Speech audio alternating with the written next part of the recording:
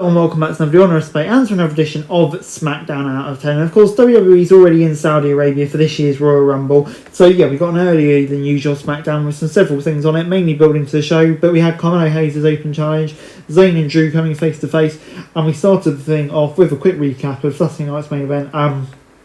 And Cody Rhodes making his way to the ring to kick off the show. He took his time getting to the ring because he was interactive with lots of fans along the barricades. The crowd gave him a warm welcome and chanted his name for a long time before he started talking. He spoke about his bout with Jacob Fatu ending due to Drew McIntyre getting involved and wanting to win the Rumble for the third time. Rhodes teased facing Punk for the world title if he wins, which got a loud reaction, but they were even louder when Orton came out. He said he respects Rhodes, but he will toss him out of the Rumble without hesitating. He is chasing title number 15. When Jey Uso came out and he sprinted to the ring, after the main event, Jey gave his speech. Sami came to the ring and promised it would be him that was winning the title, not McIntyre. Heyman and the Vision around next, but they stayed on the stage for their promo. Aldis came out and booked an 8-man tag for later on. The crowd was loudy and rowdy for this whole segment, but the most part, it was just standard promo. Everyone else did a good job hyping the Rumble, but this segment may have overstayed its welcome. It did wrap until about 30 minutes into the show.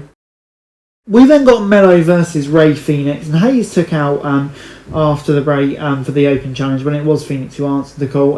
He was flipping off the top rope for an arm drag within 10 seconds, so you could tell this was going to be a fast-paced match. Phoenix was in control when the show cut to a break, but Melo started fighting back during picture-in-picture.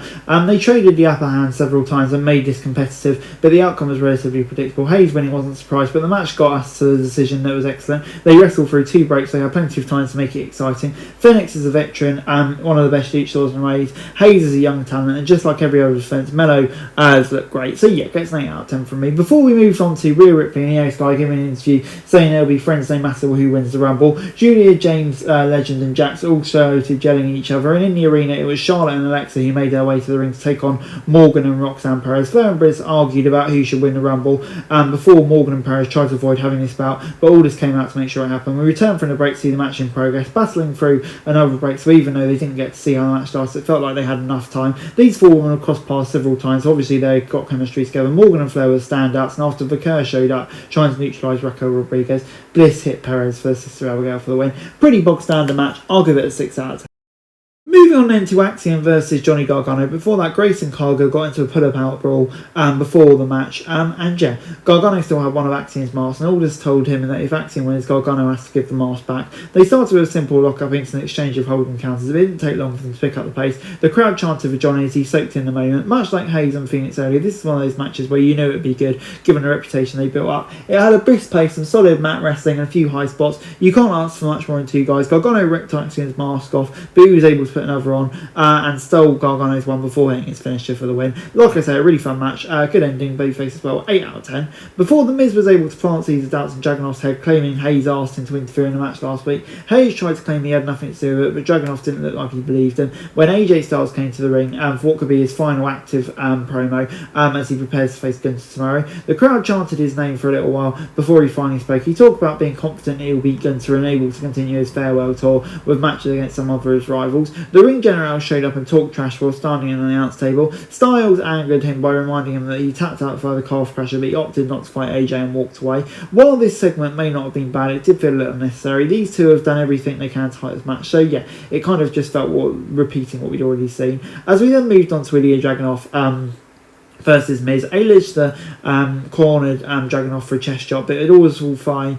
The Russian superstar up. The Miz did a good job of avoiding him for a minute, but one stiff chop from Dragunov dropped into his knees. The Miz sent him crashing over the top rope to the floor with a running boot as the show went to a break. We returned to see him still controlling the pace, but the Mad Dragon began fighting back. This wasn't hard-hitting and fast-paced as many of Dragunov's recent matches, but it still had some entertaining action. The Miz worked with different styles to superstars like Hayes, but Dragunov adjusted it, and after a competitive fight, Dragunov hit a H-bomb for the pin and a win. I'll give it a 7 out of 10.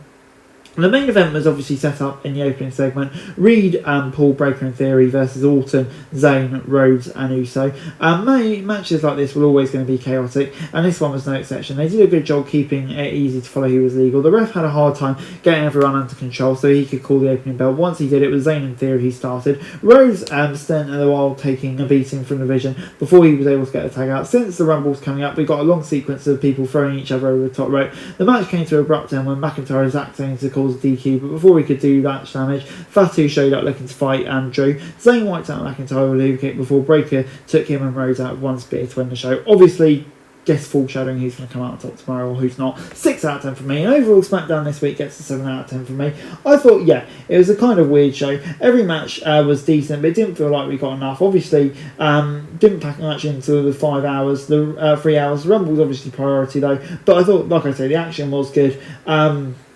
Would have maybe liked a few more matches, so you kind of get my drift. I'm going to give it a 7 out of 10. Guys, that's it for this video. Thanks very much for watching. Remember to like, share, subscribe. Follow us on our socials, link in the description below for daily wrestling news, meme and content. Subscribe to our other channels on screen right now. That'd be greatly appreciated. Thanks very much for watching. Peace out.